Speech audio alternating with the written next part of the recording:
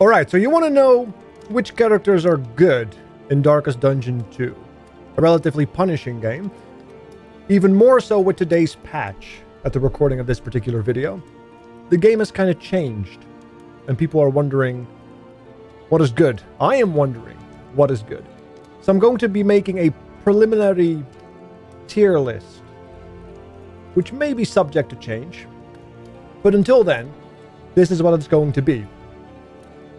If you're wondering about the patch notes, you can check them out on the Darkest Dungeon websites themselves. But essentially, stress has become more punishing. The brain boss, which for the record, I've got double digit kills on, has become more punishing as well. And just in general, life has become more miserable. So you gotta play correctly. You gotta play well. So let's make a tier list. We got every single character down here. And I think we should start with some of the most basics. One of my favorite characters right now in the game, or at least prior to the patch, was the Plague Doctor. Absolute S tier character. But they did her wrong. They did her quite dirty by making what seemingly was a necessary stress heal into a unfortunate experience. I don't think I would consider the Plague Doctor S tier. I think she is A tier. She still provides the strongest blights, has corpse removal, still has the best heal in the game, in my opinion, the most reliable heal. Combine that with the potential for an AoE stress heal, which I don't think is worth spending the mastery points for, unless you have an abundance. Kind of makes her an A tier character. However, I do believe that she's still mandatory if you are looking to streak, or if you're just trying to get wins in general, due to the fact that she has the strongest blights and she does have the heals, and dead people don't do much of anything.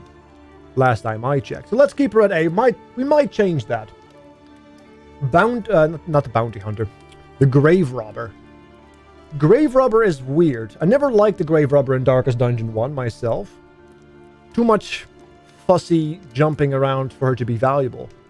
In Darkest Dungeon 2, she's quite lovely. She has a strong self-heal once you fall below a certain threshold. She has an incredible heal at any given time that can also remove corpses, which is phenomenal. And she has high damage potential, although not an increased crit multiplier, which is a little unfortunate. But she's also very versatile. And can ignore the defenses in the forest area with the pickaxe, which is very lovely. I just don't think right now that she is the greatest character, because a big part of her damage is also blights, and the Plague Doctor just does that much, much better. So if you're going to looking for blight damage, you're looking to do Plague Doctor. So let's keep her at B.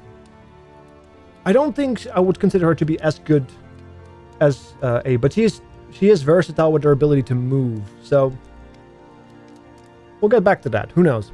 Let's keep her at B right now. Yeah. One of my favorite ladies in the game. The goddamn Hellion. S tier. I don't care.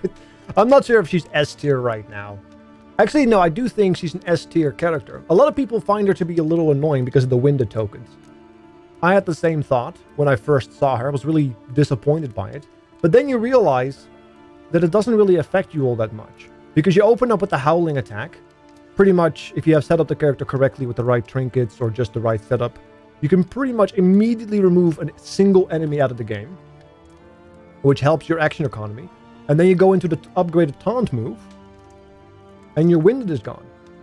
And you can keep this doing up until everybody is dead. So, and since that is the purpose of the character, to kill things hard, she does that quite well. She also has self-sustain with massive heals.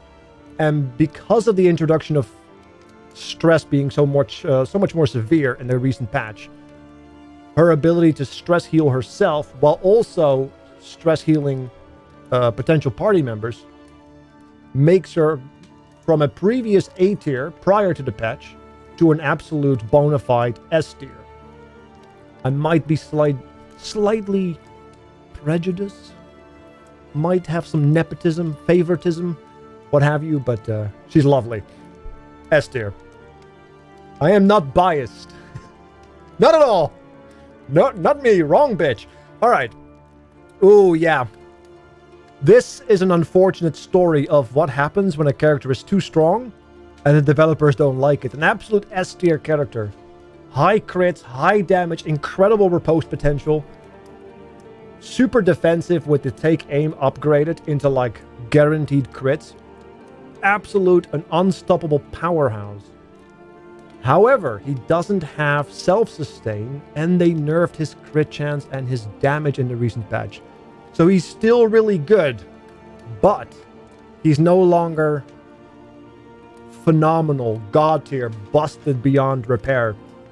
He's just really, really strong still. So he used to be an S tier. Let's make him into an A tier. I'm gonna have to do a little bit more testing with him to see if the numbers actually matter. Because, I mean, if you do 20 damage and you need to do 10 damage to kill people, it doesn't really matter if they nerf your damage to 15. It's still more than 10, right? So I'm going to have to do some more testing here, but for now, I'll keep him at an A tier. Ah, the Jester. A character I disliked. Completely... Well, he wasn't completely useless. He was essentially just on par with the Grave Robber prior to the patch.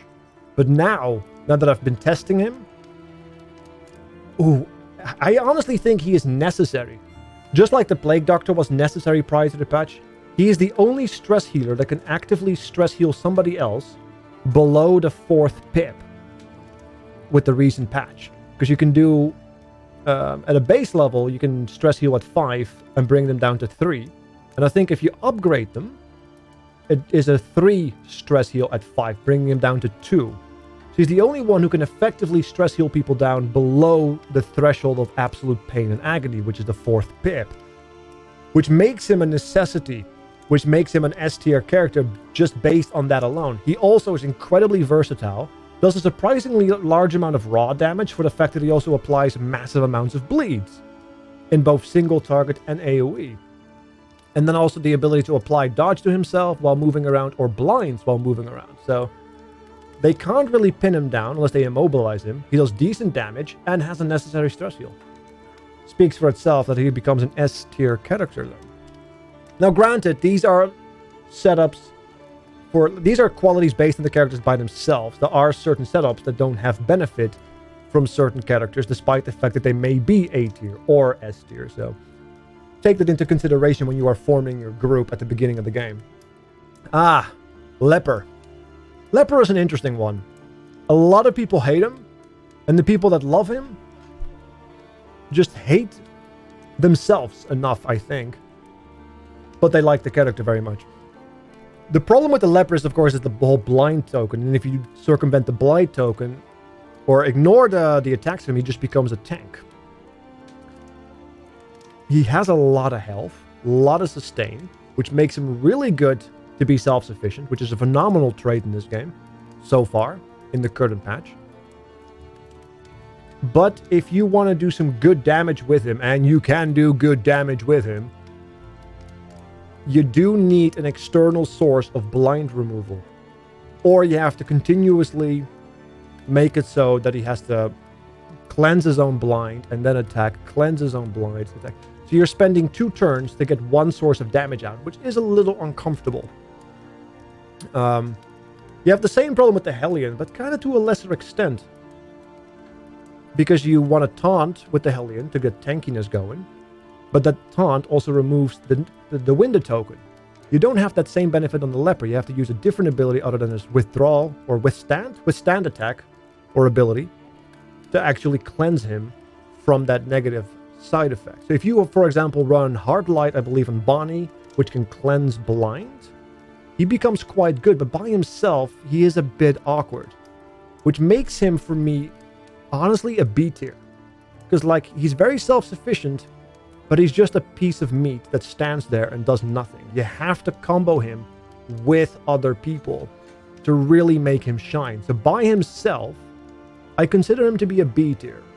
Now, if you're running him with Bonnie or have the right trinkets, you know, he's much more likely to become A tier maybe even S tier if you build around him, but that's putting a lot of eggs in one basket.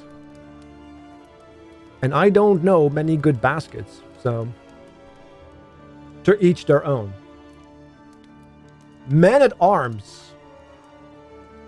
When I first started playing Darkest Dungeon Early Access, this looked like the most broken character to me. And it still is. Well, is it? He was the most broken character because of all the things he could do and how versatile and how consistent he is. He functions in pretty much every group because of the retribution ability he has. So he's a perfect tank. Giving yourself riposte, taunt, and a shield after the retribution upgrade. One button tank mechanic on a healthy health pool as well. Incredible. Could also AoE stress heals, clears horrors. Incredible stuff. However, they nerfed his bolster ability, which was the clear horror ability. Now it still clears horrors, I believe. Let me check real quick, because I was testing the ability on the mastery here. Experience, however painful, is the greatest teacher of all. Yeah, it still clears horrors, as you can see. But it's only a single target now, as opposed to an AoE clear. But the potential stress heal is greater, but comes with a conditional stress heal of having to have 5 pips or less. Or more, I mean, sorry. So, he was S tier. I think he's now a solid A tier. He's still an incredible tank. Does a decent, chunky amount of damage. Nothing as obscene as the Hellion or the Leper in terms of tankiness, but is ready to go out of the box. Doesn't require weird combos or getting rid of weird negative tokens. He can just slam, go hard, protect your team, and in case of stress heals, still provide chunky consistency there as well, assuming you have taken a lot of stress on some character, either on him or on someone else. He's still pretty good. Maybe he is S tier. It's hard to say, because he can also move forward. The Hellion, you don't want to really take the breakthrough ability on her. It's too punishing for the effect that she has. And the Leper doesn't really have much movement either, does he? He just kind of stands there, like a wall of meat. But he can move forward with his ability that also debuffs the enemy. You know what? I think he's an S tier. I'm going to consider him to be an S tier. The problem is, you don't really want to run the Hellion or and the Man-at-Arms, because they kind of fulfill the same role. They're both very strong, but they're also both tanks. And if you want to get the full value of that character, you're going to have to taunt with both characters. And that doesn't really make for consistent tanking. But perhaps there is merit to the madness. Who knows? Speaking of madness and its merits, the Occultist. Prior to the patch, I would consider this character to be absolutely abysmal.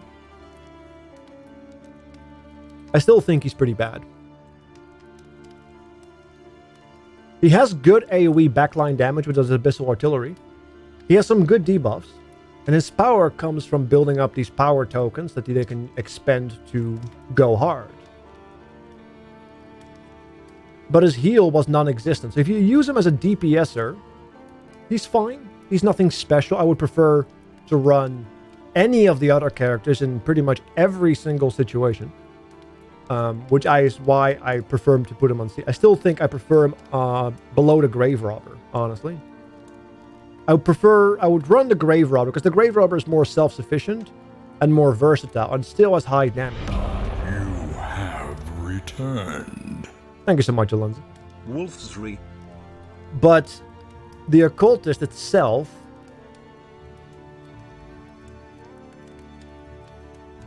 yeah, I think I'm going to keep him on C. He is the second healer in the game, but when we're speaking on averages, he on average heals less than the Plague Doctor. On average also does more damage with his heal, because it has the chance to apply a bleed, where the Plague Doctor's heal is actually much more consistent, and not only healing, but also in its curative effects of getting all the dots away, or getting rid of them. However, the new benefit of the Occultist heal is that it has no limitations on how many times it can be used. So on boss fights that go for very long, there might be some merit to it. But granted, I've beaten every single boss so far without needing more than 1 or 2 heals, including the Brain Dock, the Brain Mountain boss. So I'm not sure if that limitation removal is really going to make me go, yes, useful, because you can still heal for 0, you could crit heal for 0, and you can still apply a bleed and actually end up killing your character. And when you're trying to find consistency and keeping them alive, I think that is not necessarily worth it unless you are desperate. So if you want to play him as a backline DPSer and focus on his big hits and go from there. He does require a little bit of setup with combo points as well if you really want to stack his powers quickly without wasting turns, sacrificing his own health and whatnot. So he requires a lot of love from other party members. So by himself, I don't find him to be all that great. And even with combos, I don't find him all that special at this moment in time. I will have to run more with him, but so far I think he's one of the least favorite characters on my end. And also incredibly inconsistent compared to the other characters. And since I'd like to get my streak on, consistency is valued. Ooh, and then we have Bonnie. The new character in Darkest Dungeon. I believe this was in Darkest Dungeon 1, she was the camp trainer. And now she's a playable character. She is lovely. I think that I like her as an A tier. She's the only one who can apply a hell of a lot of burn damage over time. Her base damage is a little low as a result, but her burns are phenomenal. She's quite versatile with the ability to go into the backline either through, Dragonfly or Backdraft? No, not Backdraft. Essentially, she can go move forwards and back, which is very lovely. And they both have benefits. Good dots, and has Cauterize, which is a conditional heal, but does not have limitations. And can be healed at any given threshold. And bleeds are surprisingly constant in the game. There's bleeds all the time. So Cauterize will definitely help with that, which is very lovely. So do I consider her to be A tier?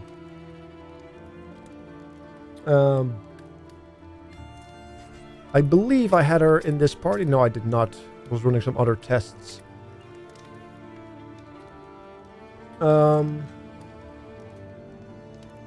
Let's see. Yeah, Hellion and I might consider the Plague Doctor S tier as well, just because he is the only character with a consistent heal. However, so many characters are self-sufficient in their healing and stress healing as well, that you could argue that if you have the right setup of like a significant amount of sufficient healing or stress healing, you could probably let go of the Plague Doctor. And there might be some merit to that.